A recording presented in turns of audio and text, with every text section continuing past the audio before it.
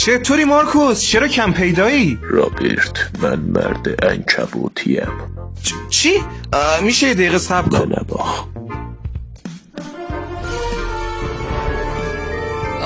آفرین مارکوس، خیلی باحاله، ولی واقعا بیون اعصابم یخته. خب تو وقتی میتونی خودت باشی چرا میخوای مرد عنکبوتی باشی؟ رابرت، 10 نفر رو حریفم. چی؟ منظورتو نمیفهمم مارکوس. در شبی که گذشت اتفاق عجیب و غریب افتاد تو هی صبر کن، چیکار میخوای بکنی؟ شاپالاخ. هی نه صبر کن مارکوس، صبر کن. هی چیکار داری میکنی؟ چرا مردمو میزنی؟ این بنده خدا که اصلا کاری به ما نداشت، گناه داره. رو مخمه. هی صبر کن مارکوس، صبر کن. ور ما بلرسن مارکوس، گناه داره. نمیفهم شما دنبال چی هستی؟ بیسکویت نیلی تو. خب آقای مارکوس، یه لحظه منو نزن، شما من برم از انباری براتون بیارم. ای خدا. مارکوس ازش عذرخواهی کن. معذرت. خدای من. باید برم، مردم نیویورک در خطرن. نه مارکوس، هیچ اتفاقی تو نیویورک نیفتاده.